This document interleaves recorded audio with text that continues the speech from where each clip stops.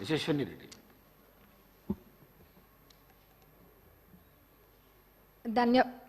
ధన్యవాదాలు అధ్యక్ష.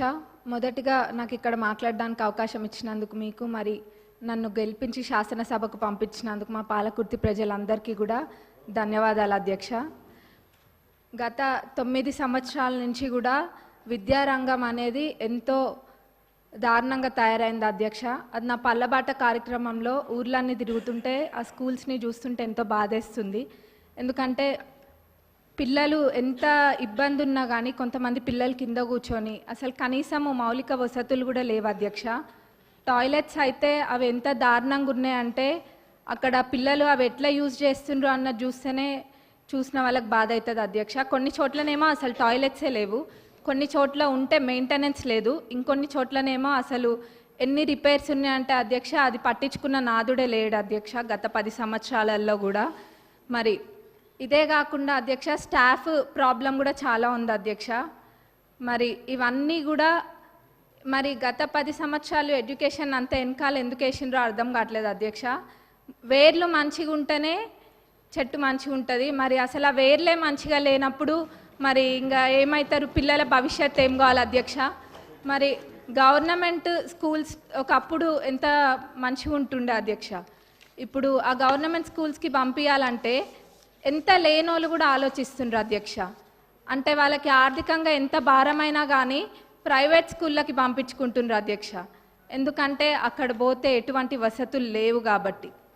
కానీ ఇప్పుడు అయితే అధ్యక్ష మన ప్రభుత్వం అధికారంలోకి వచ్చినాక ఈ విద్యారంగం అనేది క్రమంగా మెరుగుపడుతుంది. అట్లనే ఇంటిగ్రేటెడ్ స్కూల్స్ అనేది కూడా నియోజకవర్గానికి ఒక ఇంటిగ్రేటెడ్ స్కూల్ ఇస్తా అనడం కూడా ఎంతో సంతోషంగా ఉంది అధ్యక్ష. అది అందరు పిల్లలు కూడా సామాన్యులు కూడా అందరూ ఇంటర్నేషనల్ స్కూల్స్లలో చదువుకున్న విధంగా అక్కడ చదువుకుంటారు అధ్యక్ష. మరి ఆ విధంగానైనా ఈ విద్యారంగం అనేది కొంచెం మంచిగా అవుతుంది అధ్యక్ష. మరి ముఖ్యంగా అధ్యక్ష ఈ టాయిలెట్స్ అనేది మటుకు చాలా పెద్ద సమస్య అధ్యక్ష. ఏదో చెప్పాలని కాదు, నేను నిజంగా అన్ని స్కూల్స్ విజిట్ చేస్తున్నా. మరి గతంలో వాళ్ళు చేయలేంది మన ప్రభుత్వంలో చేసి చూపిస్తామన్న నమ్మకం నాకు ఉంది. అది ఖచ్చితంగా కూడా చేస్తాం అధ్యక్ష. మరి అట్లనే బడ్జెట్కి వస్తే అధ్యక్ష, ఇప్పుడు ఈ సంవత్సరం బడ్జెట్లో ప్రాథమిక విద్యకు 17,931 కోట్లు, మరి ఉన్నత విద్యకు 2,859 crores అండ్ టెక్నికల్ ఎడ్యుకేషన్కి 490 crores చెప్పున మొత్తం ప్రభుత్వం కేటాయించింది అధ్యక్ష. మరి మొత్తం కలిపి చూస్తే 21,000 కోట్ల పైన అధ్యక్ష. మరి దీన్ని బట్టే తెలుస్తుంది మన ప్రభుత్వము ఈ శాఖకి ఎంత ప్రాధాన్యత ఇస్తుందనేది.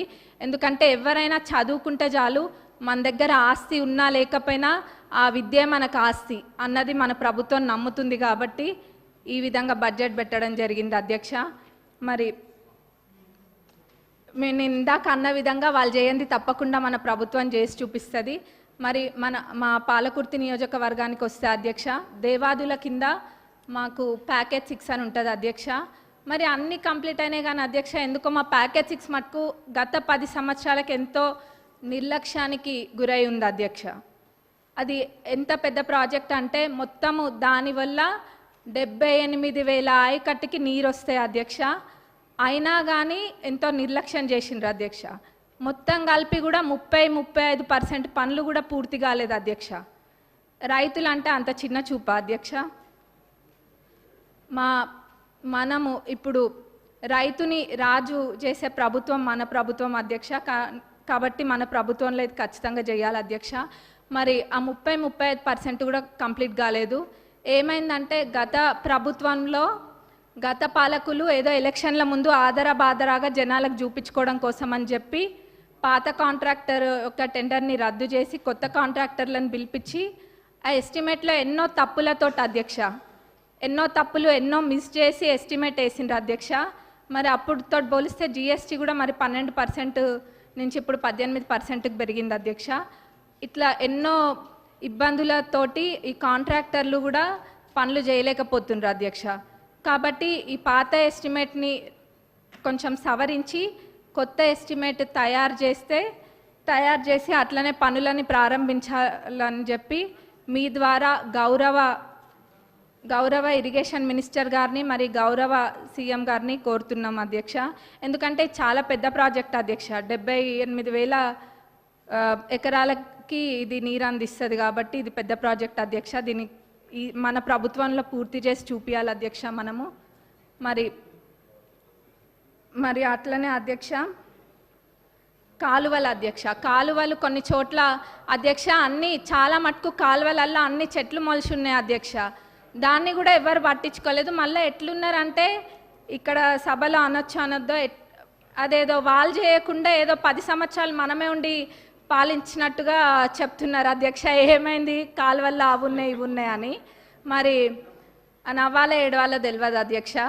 కాబట్టి మేమే మా నియోజకవర్గంలో అయితే ఒక 30 కిలోమీటర్లకు పైగా మా సొంత డబ్బులతోటి మేమే పెట్టి అది తవ్విపియడం కూడా జరిగింది అధ్యక్ష.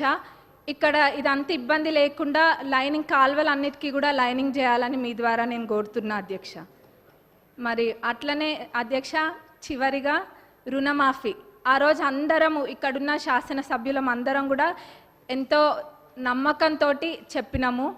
గతంలో రుణమాఫీ పూర్తి స్థాయిలో చేసింది కాంగ్రెస్ ప్రభుత్వమే, ఇప్పుడు చేయబోయేది కూడా కాంగ్రెస్ ప్రభుత్వమే అని. అది మాటలకి మాత్రమే అంకితం కాకుండా అధ్యక్ష ఈరోజు అన్న విధంగా తప్పకుండా చేసి చూపిస్తుంది కాంగ్రెస్ ప్రభుత్వం అని చెప్పి ఈరోజు మనము చేయడం జరిగింది అధ్యక్ష. మరి ఇది అందరికీ ప్రతి ఒక్క కాంగ్రెస్ కార్యకర్తకి మరి ప్రతి ఒక్క రైతులకు కూడా ఇది గర్వించదగ్గ విషయం అధ్యక్ష. మరి మన గౌరవ అగ్రికల్చరల్ మినిస్టర్ గారిని మరి మన డిప్యూటీ సీఎం గారికి మా నియోజకవర్గ ప్రజలందరి తరపున ధన్యవాదాలు తెలియజేస్తున్నా అధ్యక్ష. నాకు ఇక్కడ మాట్లాడే అవకాశం ఇచ్చినందుకు మరొకసారి ధన్యవాదాలు తెలుపుతూ ముగిస్తున్నాను.